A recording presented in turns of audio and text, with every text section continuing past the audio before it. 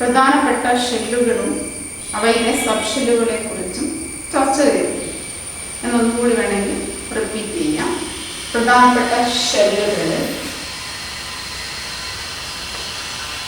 Shell K L M M.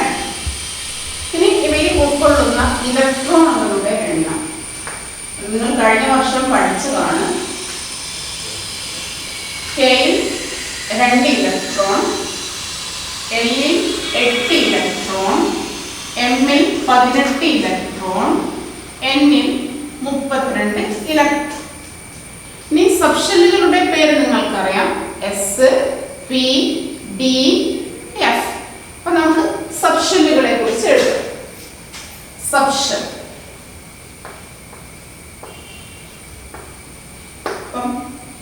K ഒന്നാമത്തെ ഷെല്ലായതുകൊണ്ട്, അതായത് shell number 1 ആണ്. അതുകൊണ്ട് കെയിൽ ഒരു സബ് ഷെല്ലേ ഉള്ളൂ. ആ സബ് ഷെല്ലാണ് എസ്. എൽ രണ്ടാമത്തെ ഷെല്ലാണ്. അപ്പൊ ഷെൽ നമ്പർ 2 ആണ്. 2 ആയതുകൊണ്ട് 2 സബ് ഷെല്ലുകൾ എസും പിയും.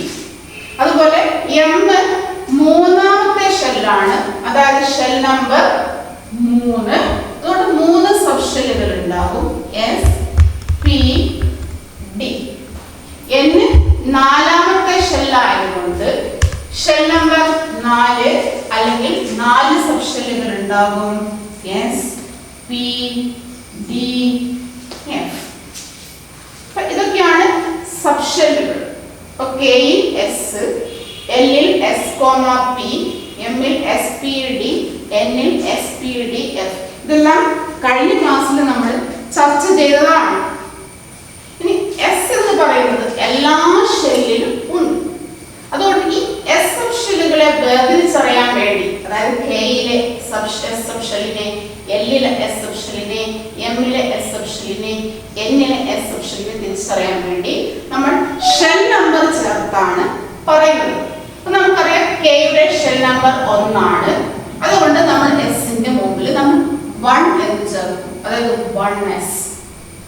ഇനി എല്ല് രണ്ടാമത്തെ ഷെല്ലായതുകൊണ്ട് ഷെൽ നമ്പർ 2 ആണ്. അപ്പൊ നമുക്ക് എസിന്റെ മുമ്പിൽ 2 ചേർത്ത് കൊടുക്കുക, 2s, 2p. ഇനി എം മൂന്നാമത്തെ ഷെല്ലായതുകൊണ്ട് ഷെൽ നമ്പർ 3, അതായത് 3 എന്ന നമ്പർ ചേർത്ത് കൊടുക്കുക, അതായത് 3s, 3p, 3d. ഇനി n നാലാമത്തെ ഷെല്ലായതുകൊണ്ട് ഷെൽ നമ്പർ 4, അതായത് 4, നമുക്ക് 4 ചേർത്ത് കൊടുക്കാം, 4s, 4p, 4d, 4f.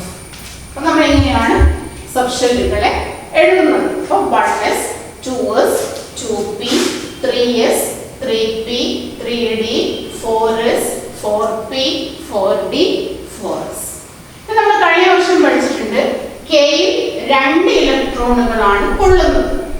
അപ്പൊ കെയിൽ 2 ഇലക്ട്രോണുകളാകുമ്പോൾ എസ്, ആ കെയിലുള്ള ആകെയുള്ള സബ് ഷെല്ലാണ് എസ്. അപ്പം എസിൽ 2 ഇലക്ട്രോണുകൾ ഉൾക്കൊള്ളും.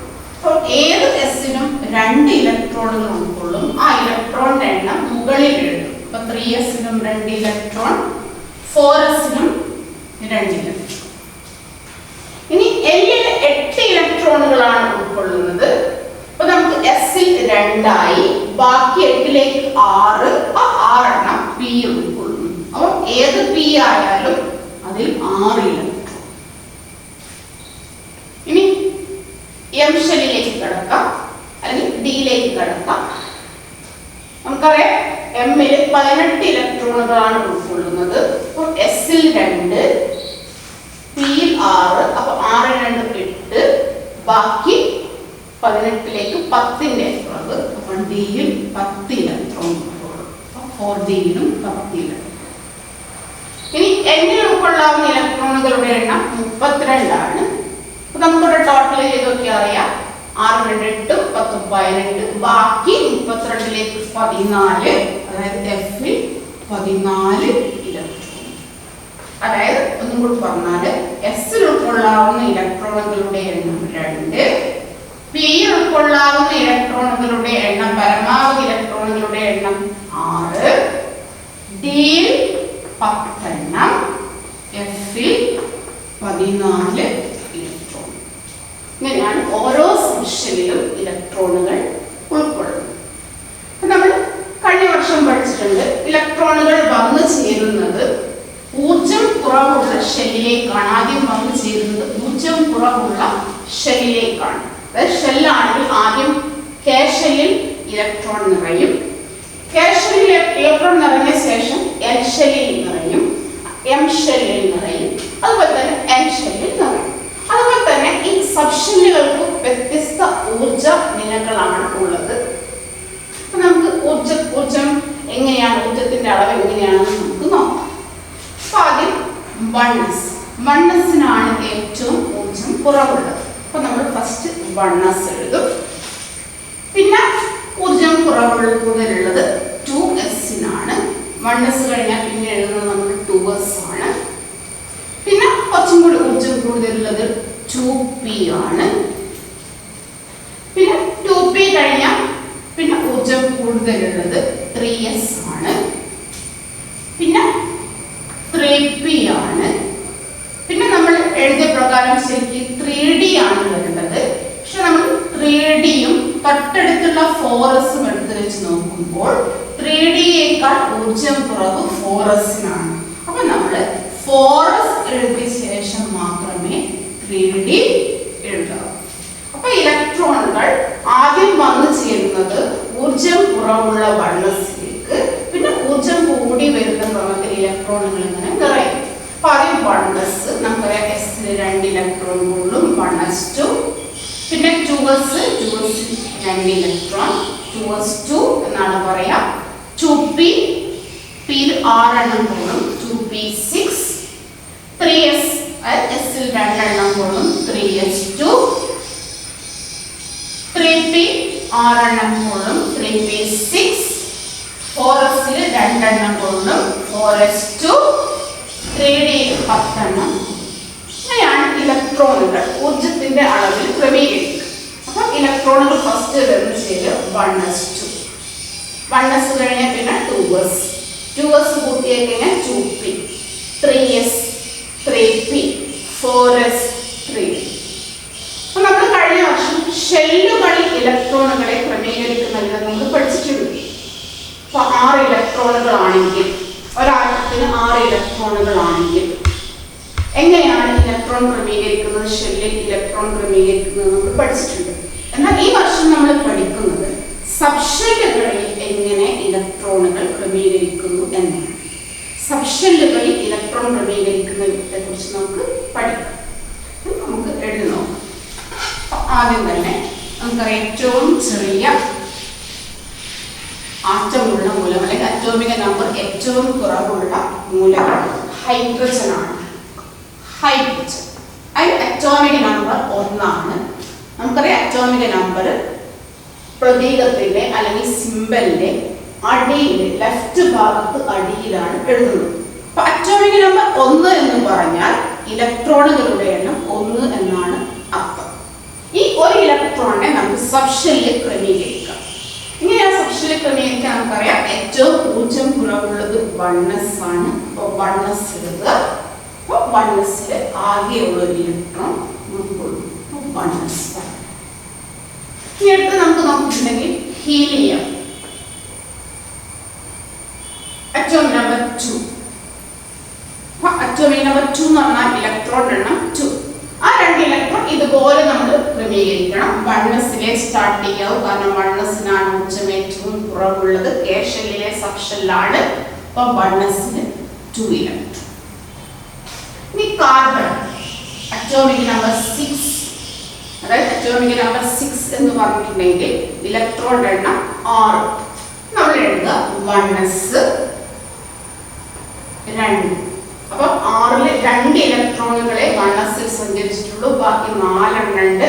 1s കഴിഞ്ഞിട്ടുണ്ടെങ്കിൽ ഓർഡർ നിങ്ങൾ പഠിച്ചിരിക്കണം. 2s, 2s-ൽ 2 എണ്ണം കൊണ്ടു. അപ്പൊ 2 + 2 4. ഇവിടെ 6 ആണ്. ഈ 2-ന്റെ കുറവ്. ഇനി അടുത്ത സബ്ഷെല്ല് തുടങ്ങാം. 2p. 2p-ൽ നമുക്ക് 6 വരെ എഴുതാം. 6-ൽ കൂടുതൽ എഴുതാൻ പാടില്ല. 6-ൽ കുറവുള്ള ഏത് പ്ലസ് 2 4, ബാക്കി 6ലേക്ക് 2ന്റെ കുറവ് അപ്പം 2. അപ്പം നമ്മൾ വായിക്കേണ്ടത് 1s2 2s2 2p2 എന്നാണ്. സോഡിയം 11. 1s സ്റ്റാർട്ട് ചെയ്യാം. 1s2, അത് കഴിഞ്ഞാൽ 2s2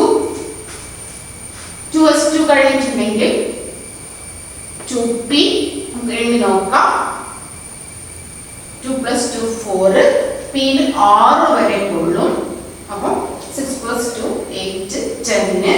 ഇനി ഒന്നിന്റെ കുറവുണ്ട്. 2p കഴിഞ്ഞാൽ പിന്നെ വരുന്നത് 3s ആണ്. 11ന് ആവശ്യം 1 ഇലക്ട്രോൺ മതി. അപ്പൊ നമ്മൾ 1 എഴുതിയാൽ. അപ്പൊ ഞാൻ എഴുതുന്ന സമയത്ത്, ബോർഡിൽ എഴുതുന്ന സമയത്ത് നിങ്ങളൊരു നോട്ട് എടുത്ത് ഇതൊക്കെ വർക്കൗട്ട് ചെയ്യുക. അല്ലാതെ നിങ്ങൾക്ക് മനസ്സിലാവില്ല. ഇനി അടുത്തത് ആർഗൺ 18. നമുക്ക് 1s2 സ്റ്റാർട്ട് ചെയ്യാം. 2s2 4 ആയി. 2p6 10 ആയി. ഇനി 3s2, 2p കഴിഞ്ഞാൽ 3s2. അപ്പൊ 2 + 2 4 10 12. ഇനി 6ന്റെ കുറവുണ്ട്. അപ്പൊ 3p സ്റ്റാർട്ട് ചെയ്യാം. 6. അപ്പൊ നമ്മൾ ഈ ഓർഡർ നമ്മൾ പഠിച്ചിരിക്കണം. അതായത് 1s2 2s2 2p6 3s2 3p6 4s2 3d10. ഇത് പഠിച്ചാൽ മാത്രമേ നമുക്ക് എഴുതാൻ പറ്റൂ. അപ്പൊ ഇത് പ്രകാരം 3s2 കഴിഞ്ഞാൽ 3p6 ആണ്. ഒന്നുകൂടി നമുക്ക് വേണമെങ്കിൽ ആഡ് ചെയ്ത് നോക്കുക. 6 + 2 8, 8 + 6 14, 16 18.